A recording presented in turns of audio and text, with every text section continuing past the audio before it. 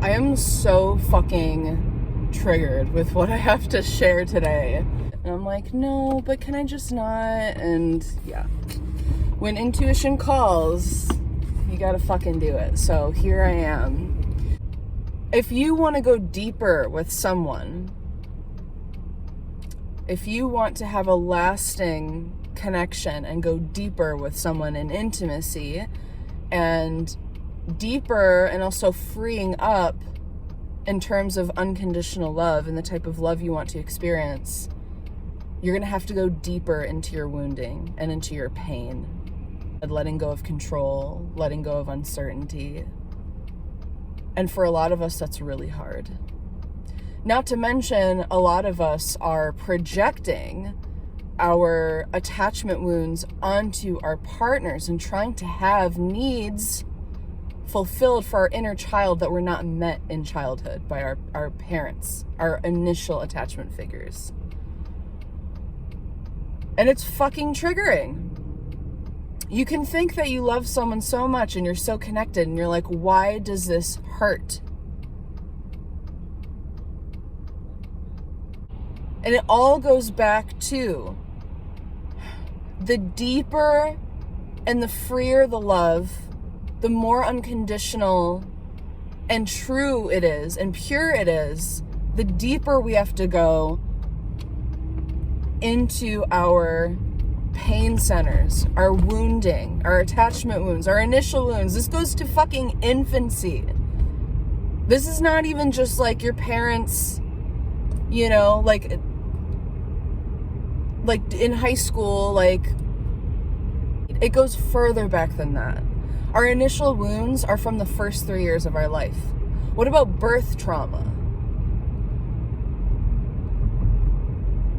One of the driving forces of love is healing. And this is something I'm channeling this morning. And I'm fucking triggered. This person I'm with right now, I know, not just because I looked at our composite charts, which if any of you want a composite chart or a synastry astrological reading, I can provide that. I did look at that, but also just I know intuitively, and when I met him, that damn, this is going to be powerful. There is so much potential for the kind of love that I've always wanted to experience. And there's an opportunity to redefine what a relationship can even mean. But at the same time, I knew, he just texted me. At the same time, I knew, he knows I'm talking about him, that all of this opening, and that's the thing, when we continue to open, we find more and more wounds there, right? We open up the wounds further to let in more light. And as you know, probably already, that when light comes in, it fucking brings out the demons. The demons don't scatter. They sit there and cook in the light. Like some cheesy vampire movie.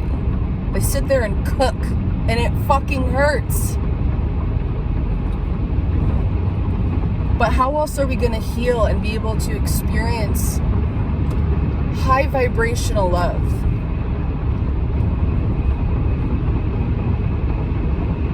So fucking triggered.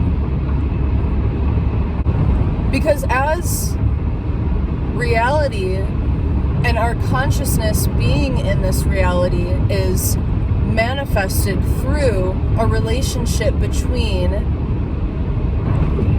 source, universal consciousness, God, whatever you want to call it,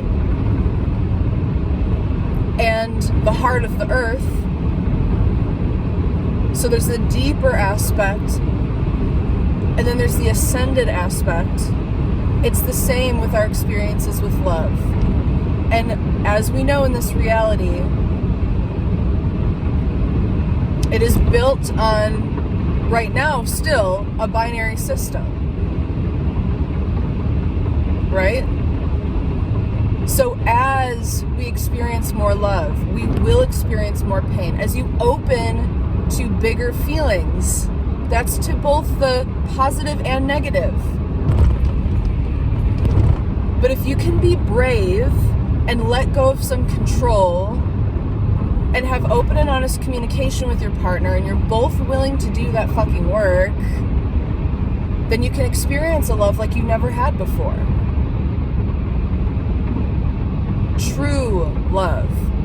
And it's not the fucking fantasy shit they sold us in childhood through fucking Disney or whatever, or religion, where it's like martyrdom and someone saves you and blah, blah, blah. No, that's not real love. That's codependency. What we were taught is love is actually codependency. Real love is freedom and a willingness to experience the fullness of our human experience together, parallel, supporting each other through the process and healing together and individually. All of reality is created through interaction. And humans are social beings. We need each other. We need attachments and connections and bonding literally to survive. Like, that's literally, like, we need it for our overall well-being and health. Codependency, though, is a totally different story. So as we continue to shift into the age of Aquarius, which again, the heart center, air, Aquarius, is all about the collective heart. The abundance of love that exists in the collective, that we are all actually one. And just because you love everyone and you practice non-attachment in that way doesn't mean that you can't select a partner or have a value of monogamy. It just means that you are open to change, you are open to the experience of healing and freeing up for that person and for yourself. And it's this lesson of detachment while deepening. And that's what I was talking about, that polarity, and that the 3D, the grounding, the heart of the earth, with the 5D, or even above that, the extended into source consciousness. Oh shit. Fuck, there's an accident. So in the 3D, it's that attachment, right? Through the physical, especially through sex, through, touch, the bonding. We need that. But that detachment of extension through source, that's the letting go of control. That's the letting go of uncertainty. That's the understanding that we're all one. And that's the thing, is it's not the person. Like, there's all this talk about twin flame, whatever. Your higher self does not give a fuck about that, to be honest. You can replace the person over and over and over. If you're not learning the lessons and you're not healing, it's going to be the same fucking thing. So what you should see, if you're doing the work, is over time, every relationship kind of cycles through, and as you're willing to do more and more work, you'll see the shifting happening in your relationships. It's like every time it's a new level. But if you can find someone, if you want to do with one person and have a long-term relationship, you can do that with someone who's willing to do it with you. But you have to understand that there's going to be pain. As you move deeper and you get more secure and attached, you open up the pain centers to heal. And then that opening creates space for more love. It creates a void where you can fill it with more love, right? But at the same time, detaching from the outcome, right? So you can choose to cycle through tons of relationships trying to run from yourself and your pain. As you get closer to someone, you start to feel your wounding, you think there's something wrong with the relationship, you start to criticize to create distance. You get frustrated, you blame it on the person, you blame it on yourself, you blame it on it not being, divinely guided, or we're not twin flames, we're karmics, or whatever. But listen, if they're willing to do the work, you can do the work with that person. If someone's like a narcissist, I don't even want to say that, we're all narcissists. If someone is abusive, and it's harmful physically, emotionally, spiritually, psychically, then yes, remove yourself. That's a part of the lesson. You got to move from that, and that heals something in you later with someone else, right? But if you can find someone who, obviously they're not perfect, but they're willing to do the work,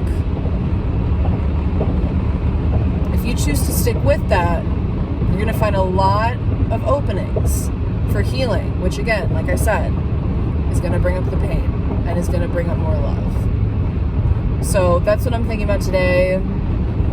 I hope that made sense, because I'm driving. It's like I'm multitasking, but let me know how you've experienced this in relationships. Like, do you find yourself cycling through a bunch of different connections, and like every time you get close, it seems that something happens and then you have to distance yourself? Because what you're distancing yourself from is not a problem in the relationship. It's your own pain. It's your wounding that wants to be healed, right? Correct me if I'm wrong, but I've proven that to myself today, and that's why I'm fucking triggered.